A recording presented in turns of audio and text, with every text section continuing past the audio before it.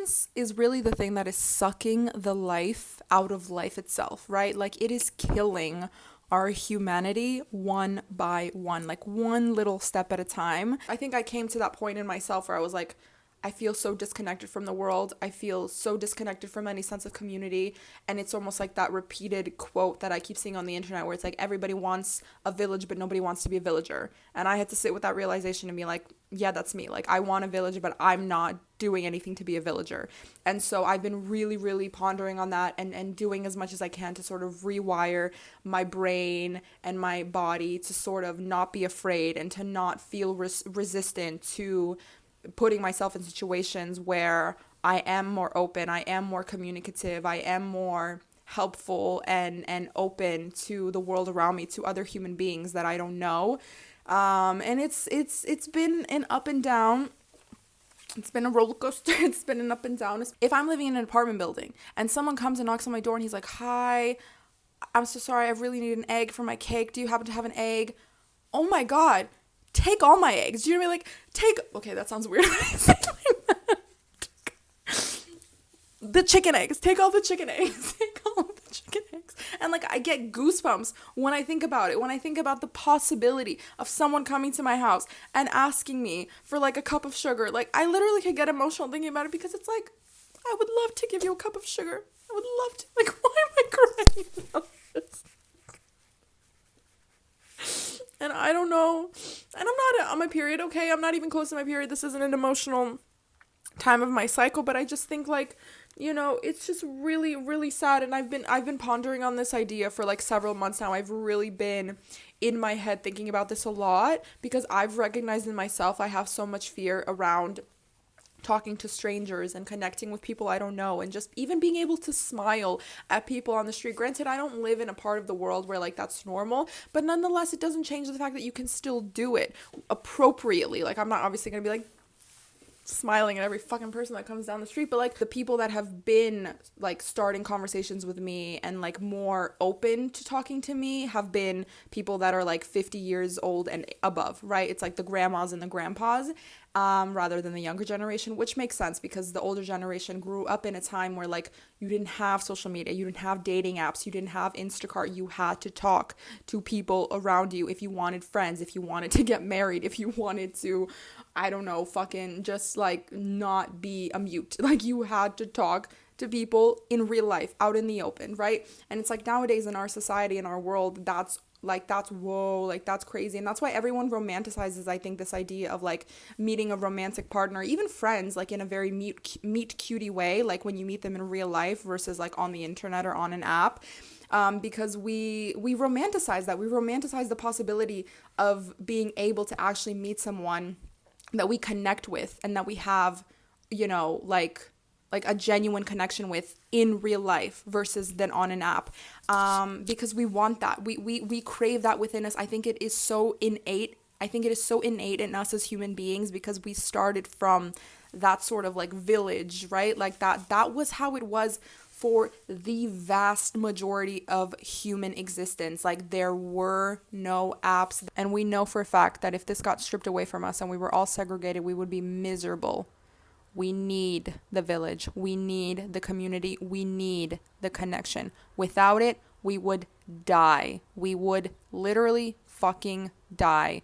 We need each other. We need to start fucking acting like it. This is so sad. This is so heartbreaking. It makes me so fucking mad. And I'm including myself in that. I'm pissed at myself that I have behaved in this way, that I have been so resistant and holding myself back in being part of the village and contributing in the ways that I can to my village because of my fears, because of my own internal fears of being rejected, of being awkward, of being laughed at, of being perceived a certain way. Like, it was all rooted in selfishness. It was all rooted within my fear of how I was perceived, of how I would feel. It was like all about me. The reasons I wasn't being a good villager or villager at all is because I didn't want to, because I was like, no, this is scary for me. I'm not going to do it. Nah.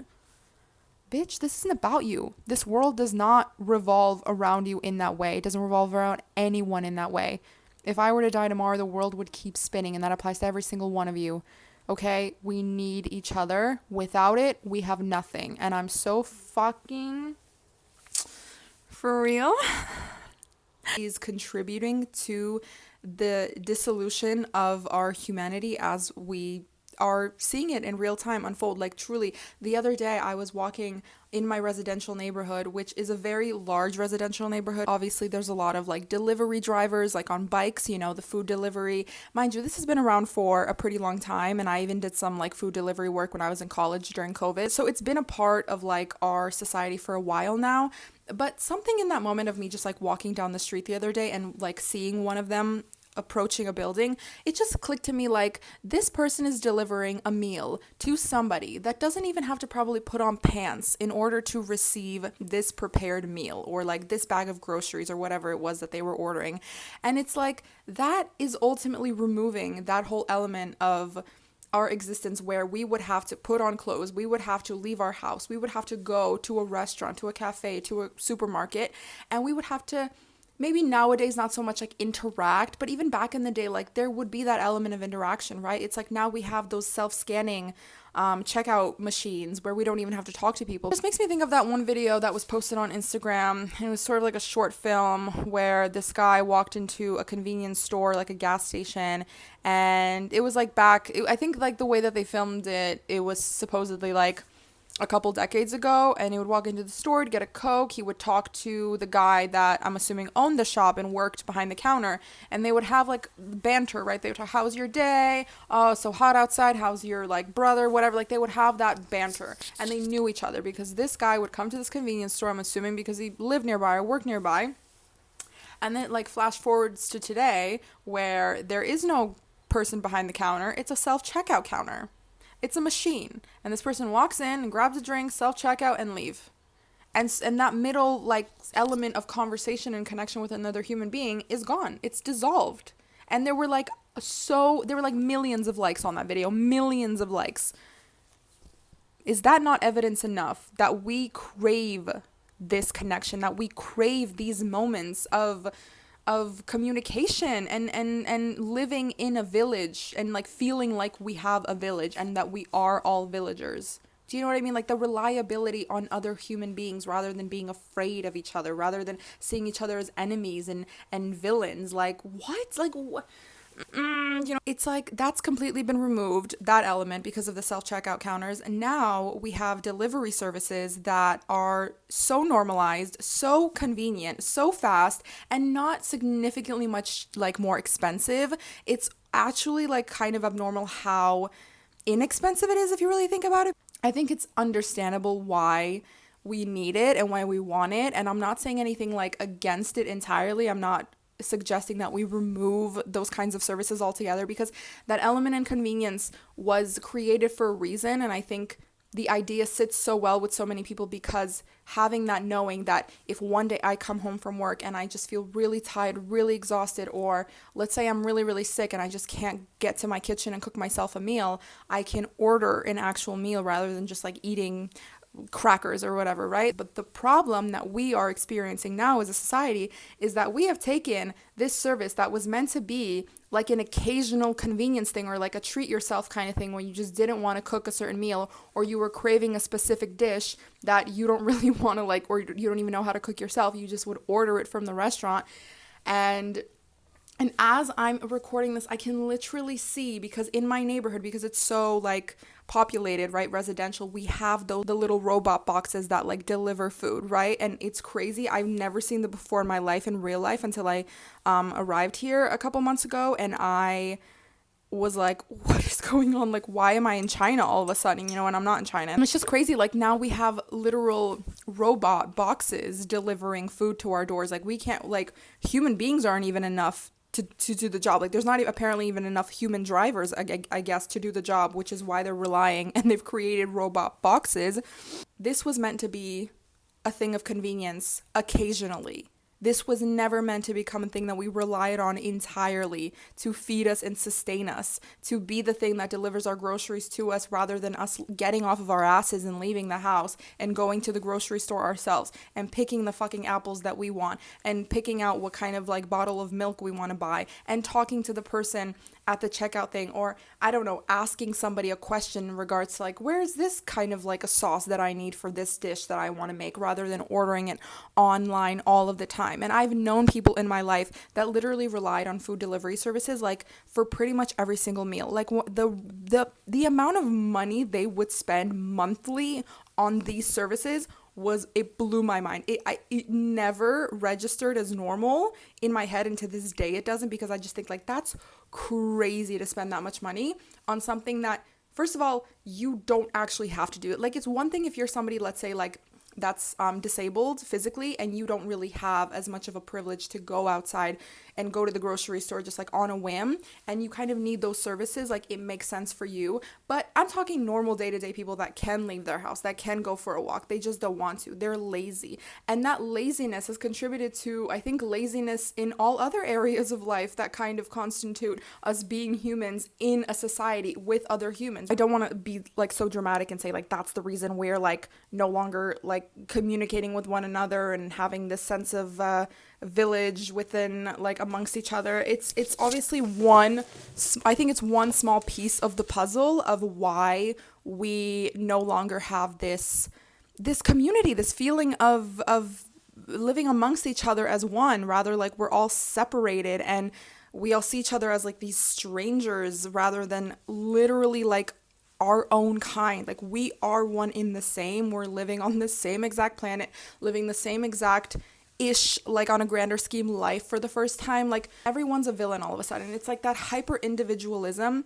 that has been created as a result of, I believe, one of the reasons is these sort of food delivery services, where it's like you just become so dependent on being brought the thing rather than you having to put the input, right? And like, people could argue that, okay, but like you're still interacting with the delivery driver, like that's still a person, but you're not really interacting with them because they just have to give you the food and say bye. Or a lot of the times there's an option where the food delivery guy just has to leave it on the door and then leaves, and then the person opens the door and takes it. Like, that's literally an option people can choose. Like, they can choose to not at all have to interact with the person that's delivering the food to them, which I think is crazy. And look, I understand as someone who's like had her moments of, you know, I don't want to talk to people today, I just want to order this like pad thai and like not have to think about it. But it is kind of weird when you think about it that way, like to just not want to interact at all, like to not have any interaction, just like go on an app, order a dish, have it delivered to your door. You don't even see the person, they just drop it off and then they leave, and then you open the door and you grab the food, and that's the whole thing. Like,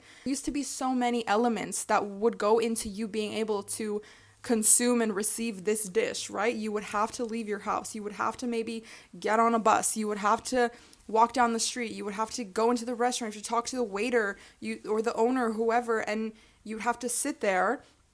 And typically when people would go out to eat, they would go out with somebody else. Like, there would always be this element of like, oh, we're going out to eat, like I have to go with a friend, I have to go with a family member, I have to go with a partner. Like, there would always be like that sense of I'm going out to eat this dish, but also to like spend time with another person, right? To communicate. And it's like, obviously that's shifted because now we have a lot of like solo dates, solo dining, which is great. I don't see anything against that. But at least even if you're going out like solo dining, you're still around other people. You're still including yourself in the society, even if you're not directly communicating with like anybody in that way, right? Like, you would talk to the waiter, you would talk to maybe the people at the restaurant, at the supermarket, but you're not like having a conversation with anyone at your table. What is the point of these conveniences that ultimately remove our connections to other humans? How does this convenience actually benefit us when it just ends up taking over our lives? It's okay to order takeout, Uber Eats when you're sick or feeling exhausted, to cook or whatever, but that's not how it is being used anymore. We're abusing conveniences that were meant to occasionally make our lives easier when we fully need it, when we needed it, but now people order groceries to their door just because they can, not because they need to. And this stupid argument of, it's saving time and energy that I could put into other things. Like, what other things? More time in front of the television? More time doom scrolling on your fucking phone? Like, be realistic. You're not actually like doing more productive shit. People had to build communities in real life, face to face, right? You couldn't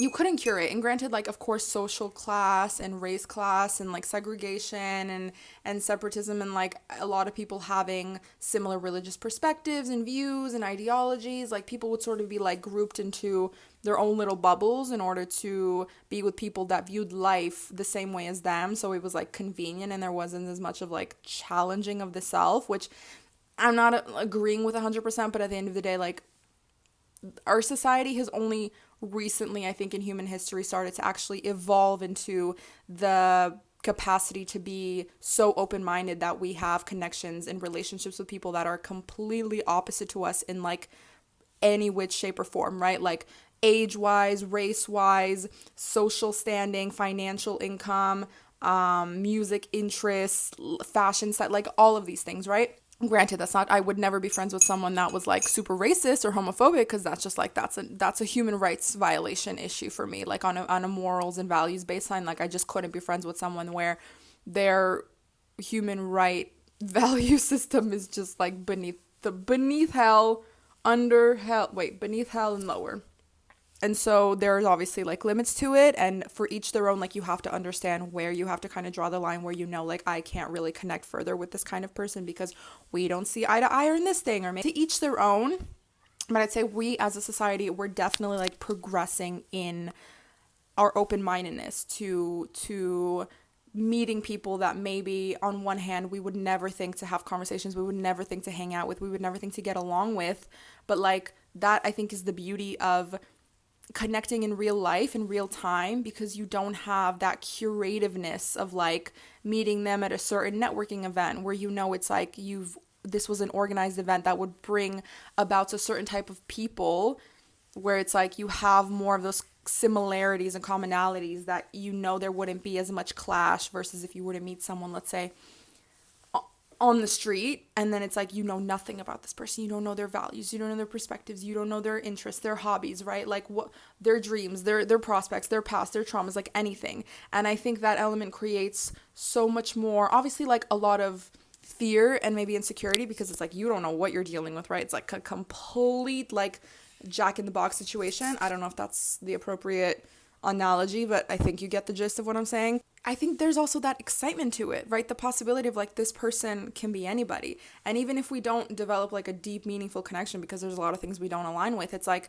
this person can still teach me something about themselves, about me, about the world, you know, their perspective that might differ from mine. And then I can hear, I could engage in a conversation and ask them like, why do you see this way? Because I see it a different way, but I'm curious to hear your perspective and to learn something new. And it's not to say that their perspective that differs from yours automatically has to like shift your perspective into theirs, because you could still stand firm on your knowing of like, this is what I believe in and I'm like certain of my reasoning. But like to hear a different perspective will still give you a new element, like it'll give you a new perspective.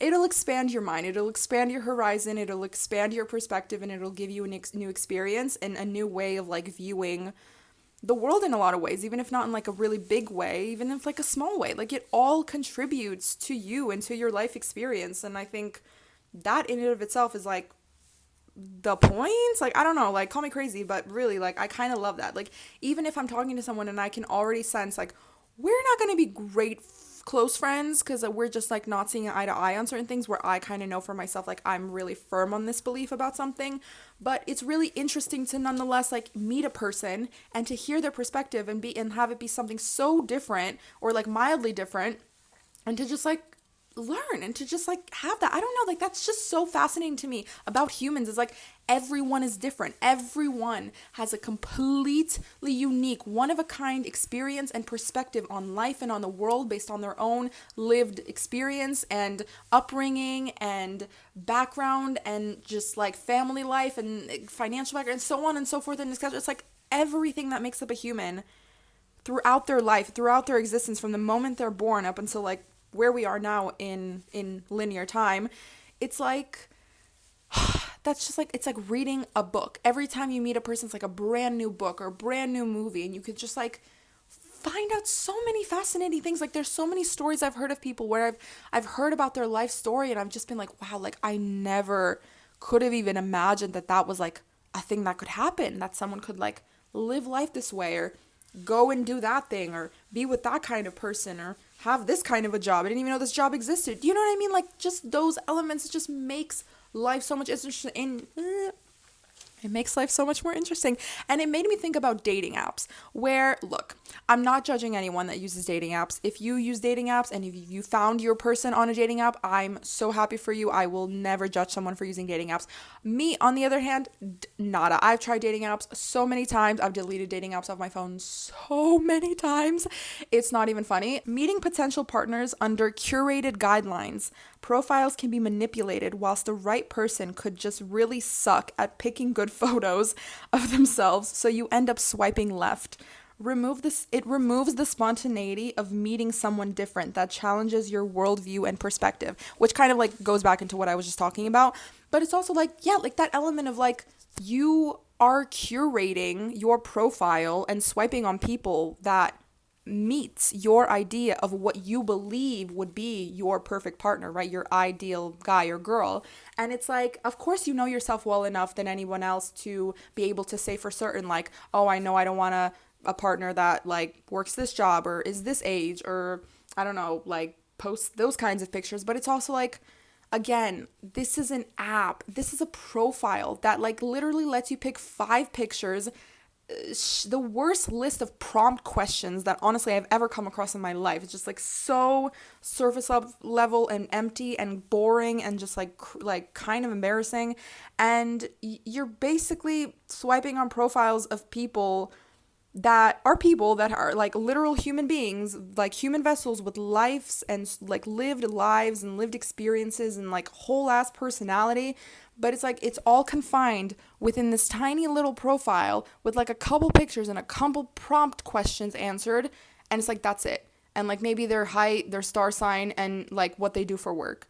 And so like, even, of course, I'm guilty of this as well, where I just thought like, oh, like, you know, seems kind of great, but this one picture is kind of, you know, not really sitting with me, so I'm going to swipe left. And it's like, I never could have known, like, that could have been my soulmate, but because I didn't like the one picture that they maybe chose without even thinking straight, or they just left it into the hands of one of their friends to do it for them, because I know, like, sometimes I've had my friends, you know, build my dating profiles and do the swiping for me, and then I would go and I would look at the guys they would swipe for me and be like, that's not someone I would swipe with at all. Like, you clearly are swiping in your own prejudice idea of what you think is attractive or what you think would be good for me that I would like. But, like, that's not what I'm perceiving when I'm looking at the profiles you've chosen for me. And so then it kind of makes you realize, like, okay, then do I even know, like, if I'm swiping on the kind of people that I genuinely want to date? Or am I just adhering to this idea that I have in my mind that I would know for 100% certain what kind of guys I would like be able to date and would actually get along with,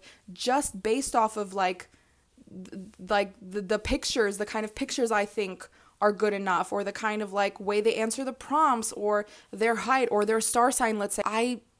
I can't know for certain just based off of a fucking app, just based off a fucking profile on an app, if that guy is going to be good for me or not, if this guy and I are even going to get along. And again, like the whole fact that these apps, these profiles can be manipulated so easily, and they have been. The catfishing stories I've heard, don't get me started. And this goes back to, of course, like the man being a fucking manipulative asshole that like he knows exactly what he's doing, but he doesn't care, because it's like for him it's about like getting the girl there, and then from there they think they can convince her, or because usually women are like a lot nicer and they wouldn't be like upfront and rude and hostile and be like, you catfished me, I'm leaving, right?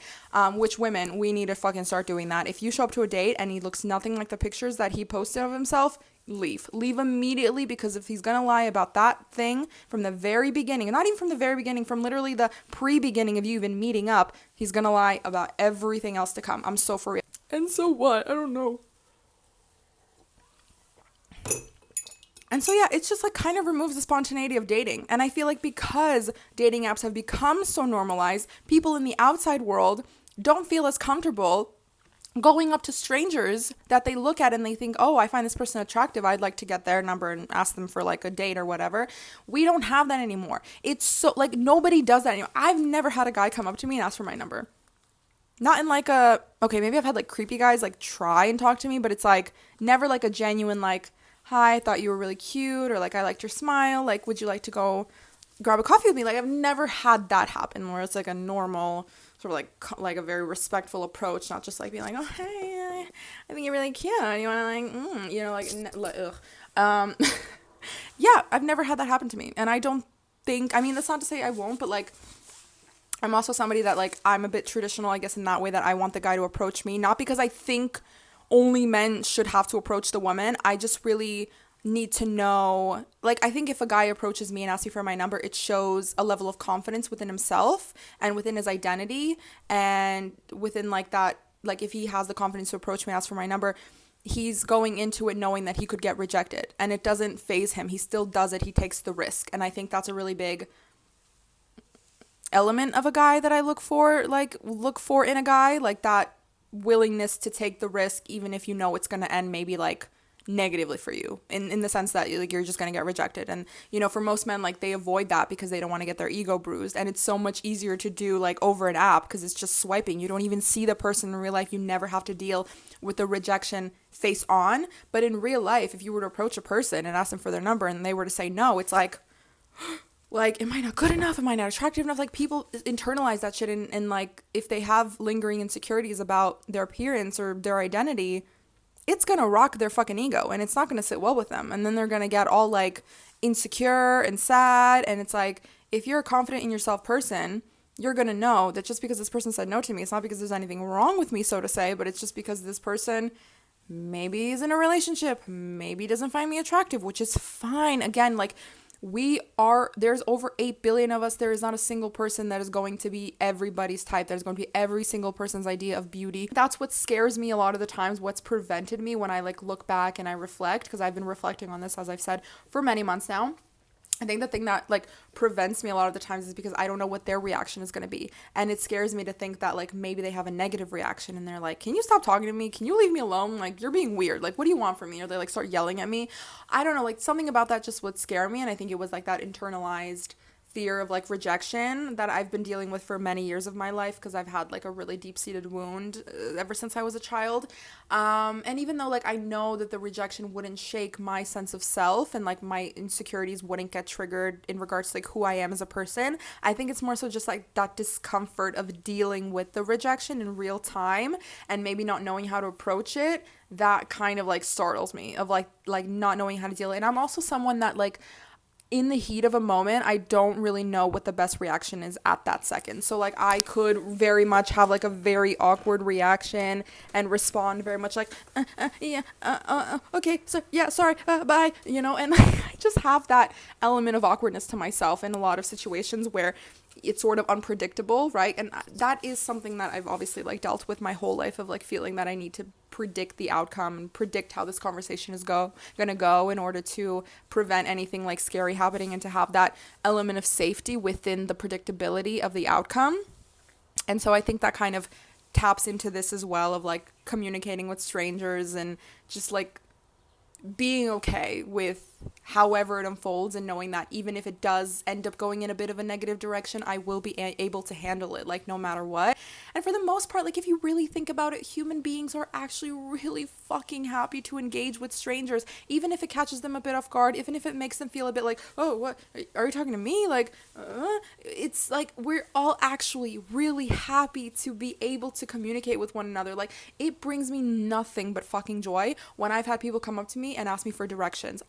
Even if I didn't know like where the person should go, I'm pulling out my phone. I'm like, okay, wait, like give me the address. I'm gonna put it in my Google Maps. Like, let's see. Okay, you gotta go left and then right. Like, I want to help this person. I have such an innate need and desire to help this person, because they've come to me, they've trusted me with this question, with this request, and like I want to help them. Okay, not because I want to feel like I'm a good person or because I want to feel like I've not failed them, but just because it's just so innate within me. And I think it's innate within all of us to want to help other people, because we do have that desire of community and villageness within us. I don't know what the word is appropriate for that. We all have that within us. We all have that desire. And even if like we've kind of denied it within ourselves, and society as a whole has made us like afraid of it, and conveniences that have been popping up left and right, like dating apps and, you know, food delivery services have kind of removed all these elements of it. it doesn't mean it's like left us. It doesn't mean that it's not naturally like ingrained within us and within our biology, because hello, hunter gatherer days, like that's the reason we're all scared about being rejected and not liked by other people, because deep down we know if we're rejected and exiled, we're gonna die. Obviously not in like this day and age, because there's like 8 billion of us. Like if one community exiles us, there's another. Like we're not actually gonna die. We have the resources, we're gonna be fine. But like back in the hunter gatherer days, we needed a community, because without community you were dead. And I think it's also just natural, because I mean, again, this is coming from like my spiritual perspective and like my beliefs, but like I think we all come from the same stuff. Like we all are human beings, and I think that naturally makes us and means that we're interconnected.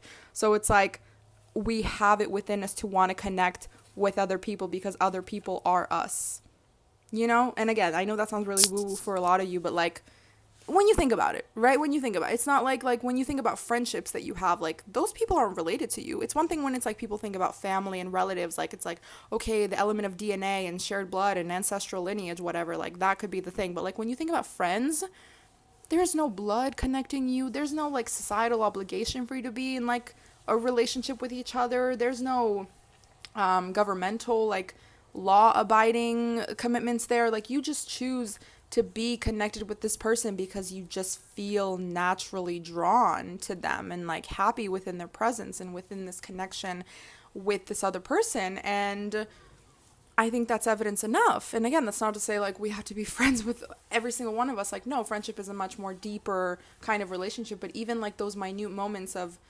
connection and communication with a stranger, even for 5 minutes at the bus stop, right? Like that's something, and we all crave it. Even if we don't know it sort of like naturally, we feel it within us. We all of us do. And don't even try and come for me with that argument, because we all have it in us. I came across another TikTok video of a girl who was living in New York City, and she was talking about how every time you have to move neighborhoods, you have to say bye to like your bodega guy and your fruit stand guy.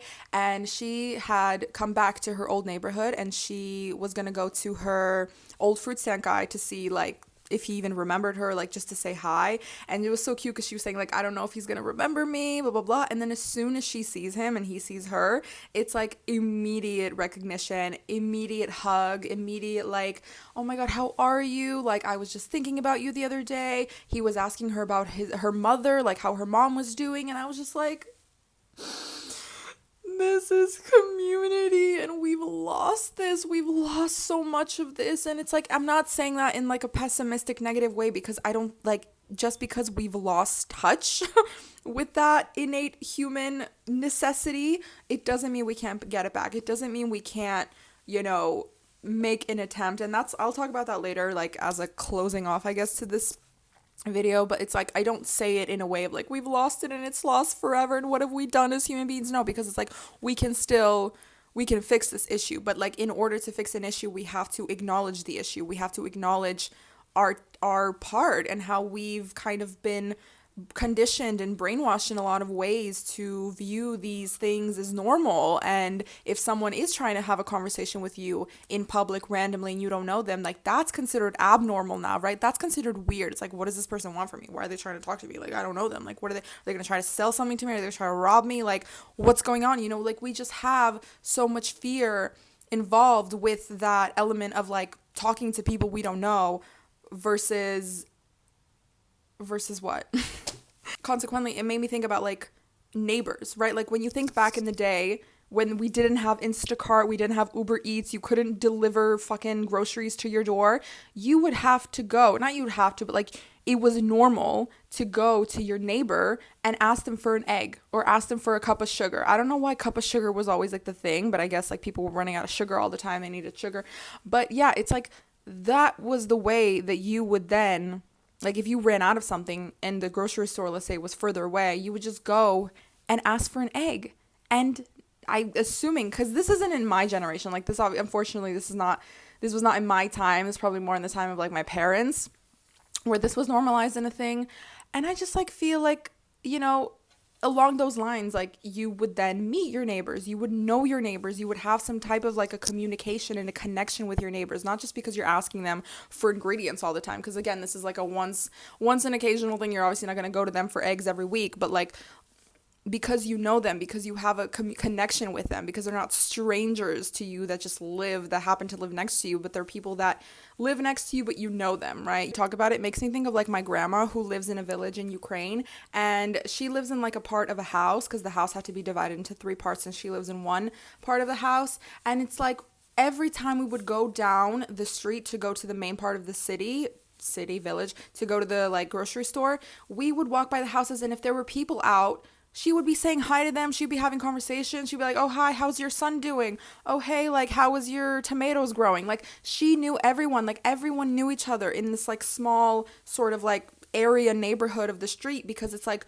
they're all neighbors. Even if they're not, like, directly next to one another, but, like, let's say 4 houses over, they share the same street. They come across each other in, like, eyesight every time they go to the store. And it's, like, that's just normal. You would know your neighbors. And sometimes she would, like, sometimes if I didn't know where my grandma was, I'd be like, okay, she's probably at one of the neighbors' houses just like chilling. And that would usually be the case. She would be go at that neighbor's house just like having some tea and coffee. She would be at that neighbor's house like talking about gardening or whatever. And like that was just normal. You knew all of your neighbors. You knew all of your neighbors, and you didn't have to be best friends with them. You didn't have to like go on vacations with them. You didn't have to share every single detail of your life with them, but you knew each other. You talked about things. You had that connection. You had that element and that feeling of community and like village, right? Not too long ago, feeling slightly uncomfortable when older strangers would just randomly start chatting with me, but they only met people that way because they didn't have social media, right? It's like we get so uncomfortable when older people talk to us, but it's like we forget the fact that this is literally the only way they've ever known how to talk to people, how to connect with people, how to meet people. And I just think it's so sad. And I've been really, really engaging with like whenever an older person like has conversations with me, because I'm like, you know what?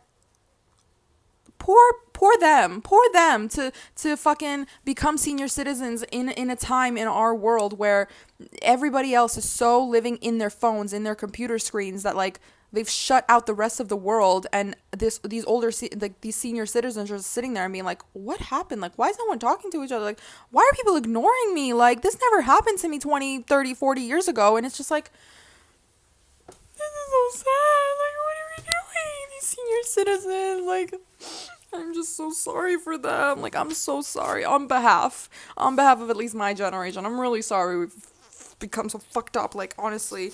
And I'm including myself in that, honestly, because I'm no better than anyone else.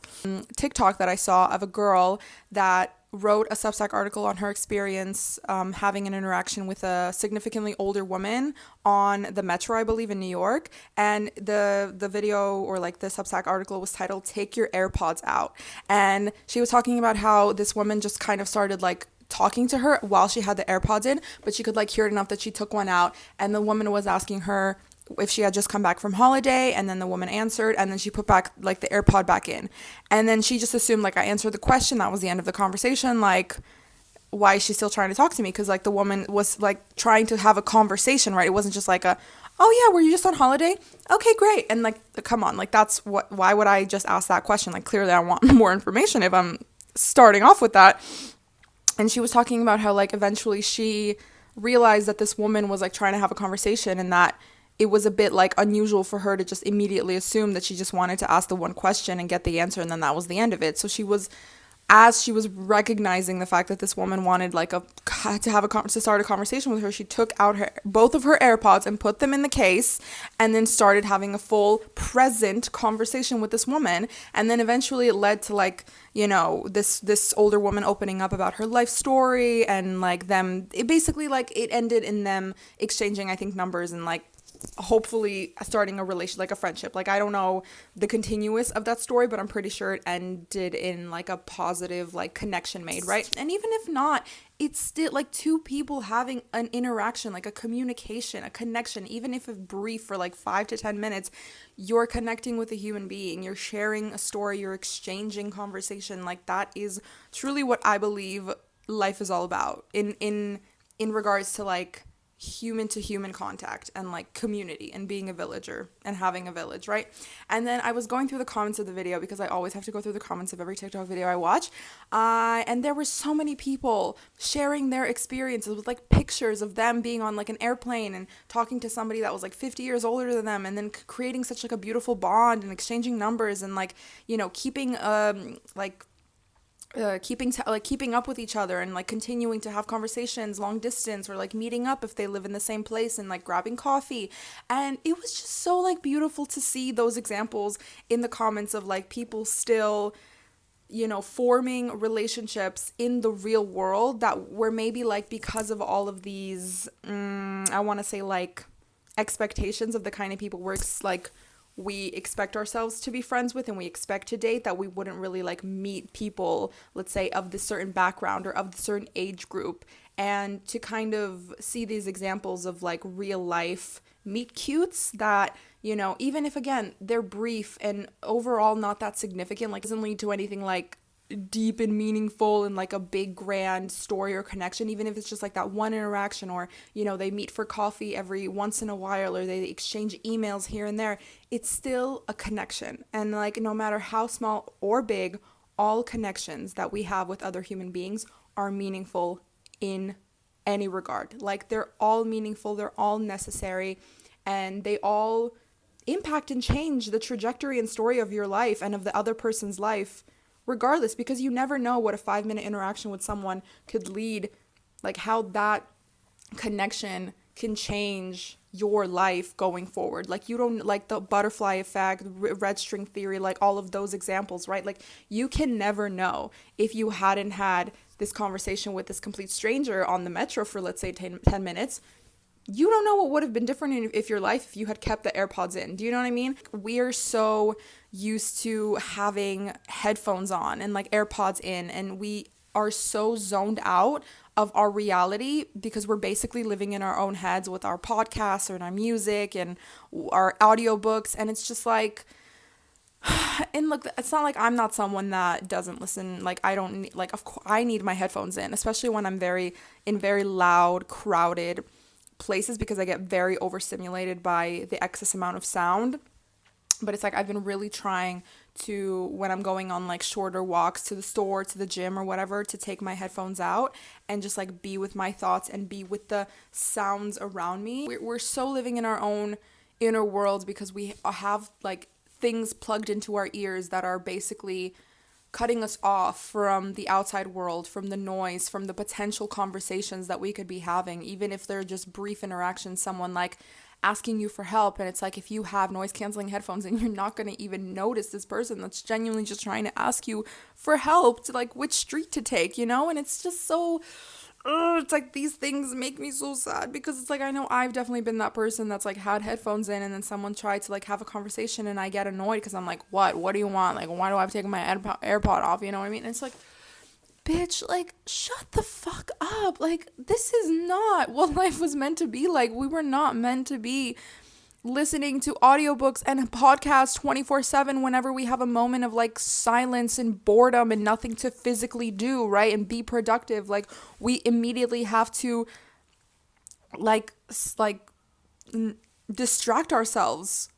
Even when we're just on the bus, you know, when we're going for a walk, we have to distract ourselves. We have to have something going on, talking to us, like keeping us entertained, keeping us stimulated, because it's like, God forbid we're with our own thoughts, or like, God forbid we're with the sounds of the streets and the nature, and potentially like having, like seeing someone else over there and being like, oh, you know, like, they seem like they're just like sitting in their own reading a newspaper. Let me maybe actually, no, I wouldn't have a conversation with someone reading a newspaper. I have more notes I haven't gone through and I'm 45 minutes into this. Okay, and so going back to the Instacart ordering groceries off of an app thing, I remember when I was at a supermarket in Australia with my friend, we were going to buy snacks because we were going to watch a movie at my place, and we were at the cheese board section, right? Because like this Woolies had like a cheese board section, and I was like looking at the stuff that I came across, this like quince paste, and I was like, what the fuck is this? I've never heard of, like, what the fuck is quince paste? And it's like part of the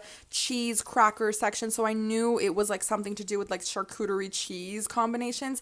And then there was this older gentleman guy that was in the same section, and he started talking to me. He was like, oh yeah, like that's the Quincy paste, like that's made of this fruit that's Australian, and I think it was Australian. I don't remember exactly what he was saying. I just remember the event of like he started talking to me about this paste that I was questioning. He starts talking to me about the crackers. He starts recommending me cheeses and combinations to go with the cracker, with the cheese, with the quince paste. And I bought all of his recommendations. I was like, you know what, sir, I'll give it a try. I really appreciate your recommendation. Have a great night. And he was like, you have a great night. Enjoy the cheeses. I did not end up liking the quince paste.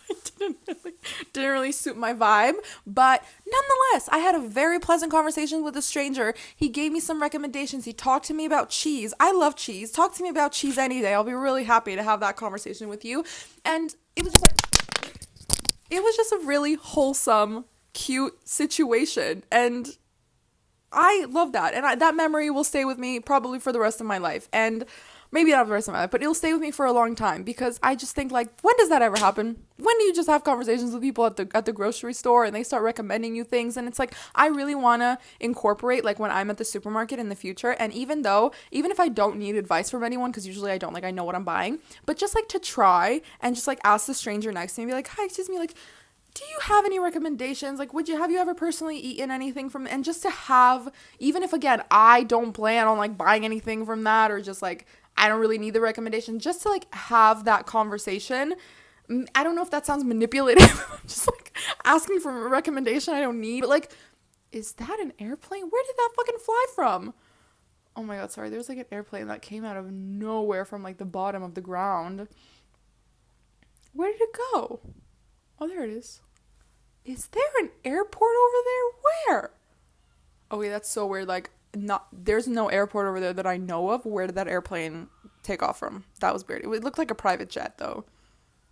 Interesting. Anyway, obviously if you want to put yourself out of your comfort zone and like communicating with other people and having interactions with strangers more, that obviously involves another person, right? You have to kind of include a person in that, and I'm basically roping somebody else into my sort of self-experimentation of like putting myself out there and being more communicative and being more, where is that airplane going? I'm so confused. Oh, there it went. All right, I'm getting sweaty. Careful curation of what we believe would suit us best, because we adhere strictly to our set in stone identity and never allow the possibility of having that challenged by another human being. And this is relating back to like the dating apps conversation that I had like 20 minutes ago, where like we don't even have an open mind to dating anymore. It's like, I get it, we don't want to waste our time going on dates with people where we're like, hello, they could be a serial killer, they could be misogynistic, they could be crazy, they could just like not want kids, or like expect me to be a triad wife when I want to have my own business, like whatever the thing is. But realistically, it's the same thing on the apps. Like, you, again, because men can manipulate you on the apps. And I'm not saying like delete the apps and don't even try dating in real life. I'm just saying have more of an open mind to dating someone that maybe doesn't adhere to what you expect would suit you dating wise in life, because you don't actually know for certain if that would work. You just have this idea. Like, for the most part, we don't actually have experience dating that many people that have adhered to certain guidelines. And even if we do, those relationships ended up failing, right? If you've had multiple of them and you've been dating multiple of the same type of category of people, that typically means you're actually not choosing in the right category for yourself and what you want, because these relationships keep ending. So maybe it's time to switch it up. Maybe it's time to date someone that's not like what you've dated in the past. Maybe let's try something new. Surprise, surprise, right? And it's also like this thing of like, why are we relying on dating apps to date so much? Because like, I feel like it's not even to do with like finding the right partner on the apps. It's more so because we're scared to actually go out into the world and find someone in the real world, which I get. It's harder nowadays. I'm not putting the blame on the people that actually want to date and have relationships. It is harder, exponentially much so. But realistically, it's also like, I think people are just relying on the apps because it's just so much more like convenient and easy and quick. I feel like people just want to like use the apps because it's quicker. You get someone quicker. You don't have to like, it's literally so easy to find someone to go on a date with. Like, if I download an app tonight, No, if I download an app right now, I could have a date tonight. That's wild. That same logic, I could go onto the street and I could just like find a guy that like relatively attractive enough and I could ask him for his number and then I could also have a date tonight. So where was I going with that? Nowhere really. I don't know. I just said that. just pointing that out there. Pre-social media and apps, when people met in real life, facing the awkwardness and potential embarrassment and rejection because there was no other option. That's another part of this whole fucking conundrum of convenience and like us being afraid of interacting with people because of that rejection and the awkwardness and embarrassment. And I'm going to make a whole other video about those elements of our humanity that we've kind of really been like suppressing over the years because we have so much comparison online and so many people like faking their identities and who they are and like removing those elements of cringe and awkwardness, even though like we as human beings, the same way that we're naturally clumsy because hello, like I don't know how to fucking use this body half of the time, we're also naturally awkward because we're all living life in this society for the first time. Like hello, like I know to an extent how to have conversations with people, but like I don't know how to have conversations with every single human because I've not met every single human. And even if society's rules have kind of like prepared me to an extent on how to have conversations, that's not to say I'm going to meet every single. And also there's people in the world that have grown up in other societies and other cultures that have raised them differently. And so when we try to have a conversation, it might really go bad and awkward and like embarrassing and like very uncomfortable because we've been taught how to have conversations with people very differently. You know what I mean? And we're just like so subversive, resistant. I don't know the word. I was to say resistant. We're so resistant to that like natural awkwardness within us. And that's another video. And so like that's like that whole element of this as well. Like we're just so scared to just like let things be awkward and to let things be embarrassing and to let rejection happen and like realize maybe that's not going to kill me. It's not going to take me out. And it doesn't make me less of a person. And it doesn't ruin my fucking life if I go out and try to have a conversation and maybe it doesn't go well. Like realistically, it's only going to happen like once every 10 times, right? Because unless you're living somewhere where everyone's fucking angry and hostile all the time, come on, like people are not actually that mean and they're not actually that hostile. We just give off this appearance of it because that's sort of how we protect ourselves, I think, a lot of the time. And I really try to kind of like take down that resting bee face because I don't want people to, you know, feel like they can't approach me or they can't talk to me because I look a certain way. And if a man does happen to be staring at me a little bit too long, then I can turn it back on in that instant and just like look directly at them and be like, you wanna fucking look at me? You know, like I can do that in that moment. I don't have to carry it around me all day. And I actually physically have felt it so many times where I've felt that I've been carrying that face, like that anger, like that preservation. And it's just been so like heavy. And I've come home and I've just been like it's just so exhausting and so draining and so depleting. So I've really been trying to like not have that face and just have like a neutral kind of like approachable, like maybe not too approachable but not too unapproachable, because I still want to like maintain this neutrality. But there are obviously people in the world that walk with very like hostile faces and very hostile body language and like because they're probably also self-preserving, because nobody's naturally walking out into the world and like wanting to be mean and wanting to be aggressive and abusive and just like, you know, scaring other people away, because we do want that connection. We're not resistant to it naturally. I think it's just like the world we've come to live in has become this sort of like, you know, like this arena that we're all fighting in this arena against each other to try to like save face and save our lives and not get hurt or scammed or lied to or manipulated or whatever. But it's like, if we all just chose to not behave in those ways, we could all live peacefully and in harmony. But again, there's always going to be fucking assholes and narcissists, and we are also curated nowadays because we're constantly on display via social media, and I fear that's bled into our real life living, that we feel the need to be curating ourselves constantly around others, even ourselves sometimes. Our fear of our innate awkwardness prevents us from connection and building community. Empathy seems to only flow in one direction, towards ourselves and not others. How many connections have we lost that could have impacted us positively just because we were afraid of the possibility of rejection? And I'll leave it on that because I could talk about this probably for another 7 hours. But yeah, we all want it. We all want and crave connection.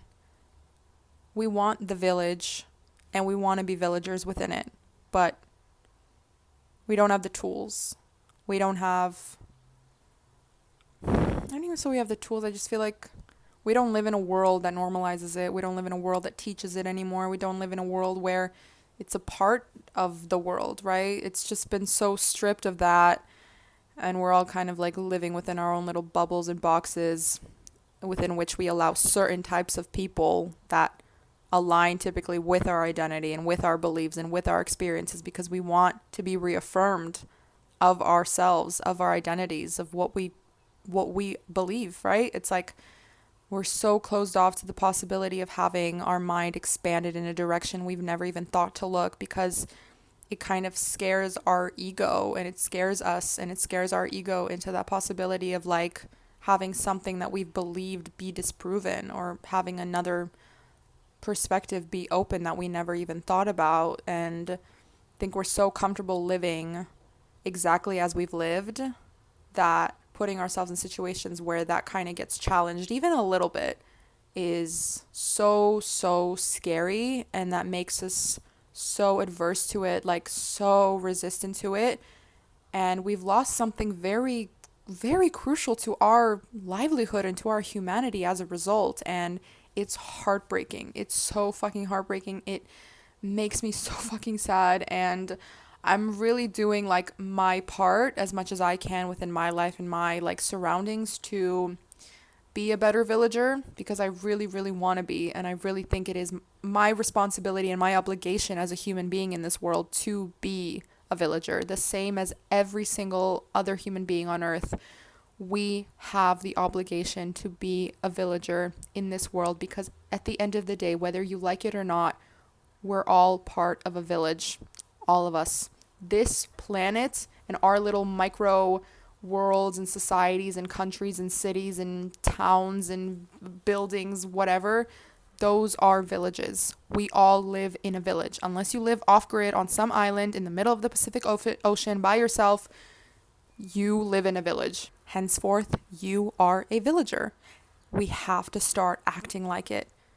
But nobody is acting like a villager anymore. Everyone is acting like the village belongs to them and they're owed something. And it's like, what about the other people in the village? I don't care. Not my problem. Not my responsibility. It's all about me. What I want. What I need.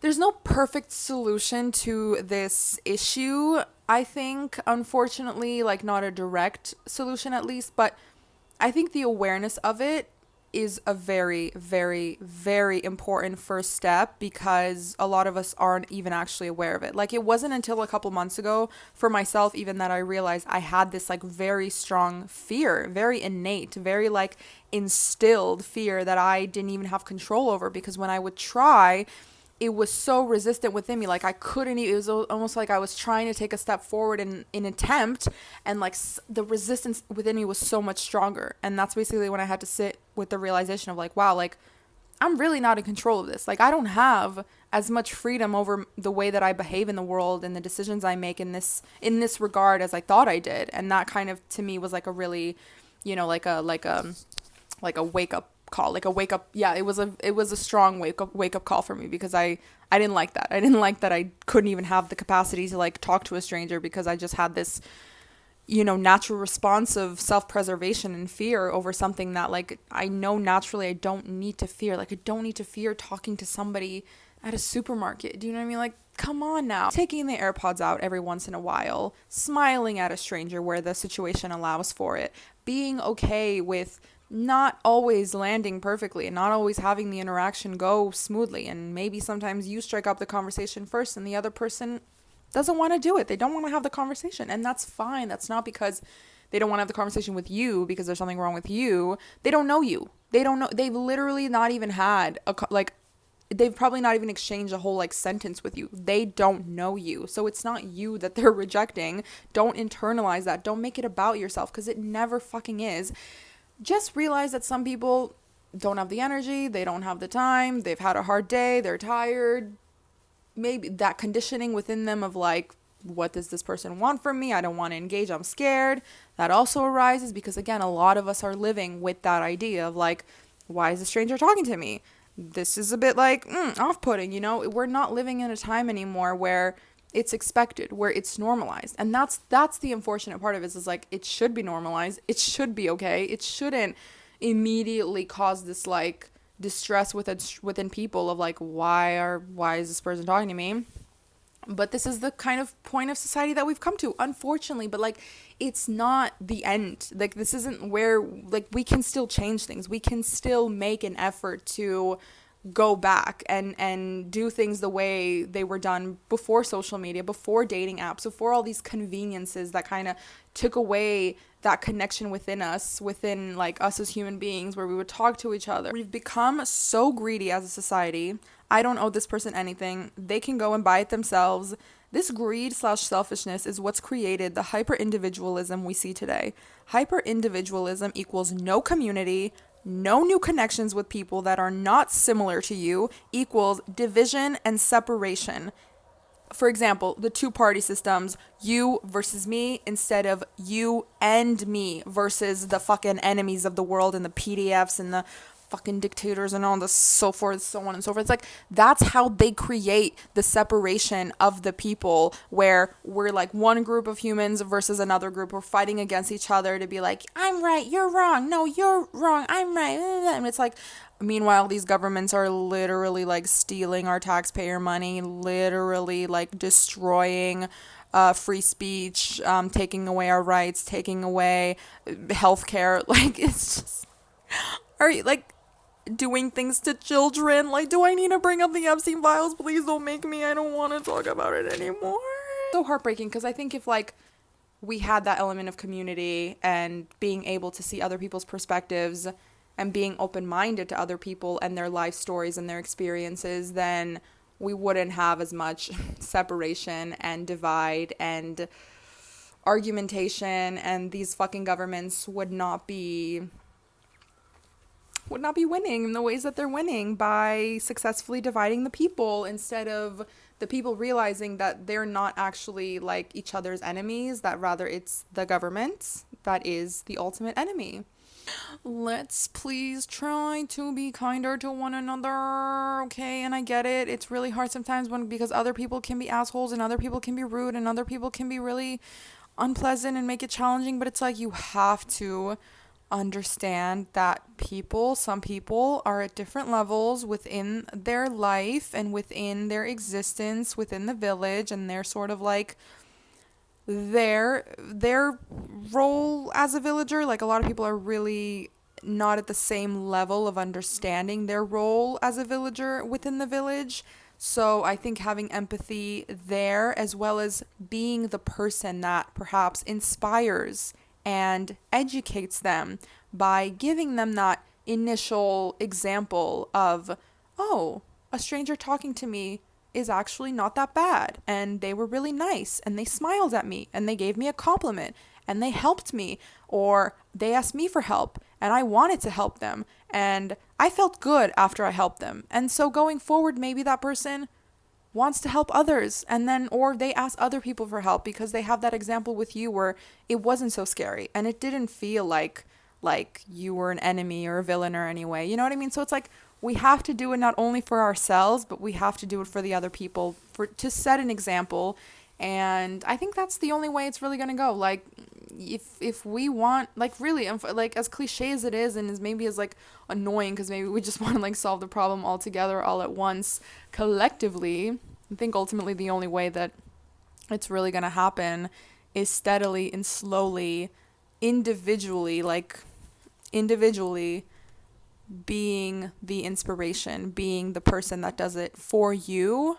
Because of course, like, I know I need to do it for me as well. Like, my soul is literally like crying out for this community and for this connection, but also to be an inspiration to other people. Not because I want to be like, I want to be an inspiration, but just like, not for my ego, right? But because I know that that's how I've gained a lot more confidence in my life to do certain things, is because I've seen other people do those things, and through those experiences and through witnessing other people, I've learned for myself, like, oh, it wasn't that scary because this person did it. And because this person, asked me for help and I wanted to help. And so henceforth, like going forward, I seek out those experiences more. Like other people have inspired me to do better and be better.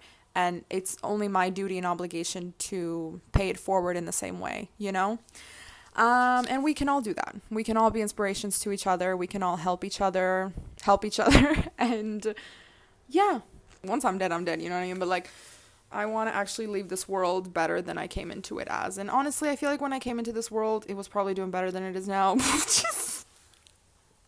Okay. Thank you. Bye.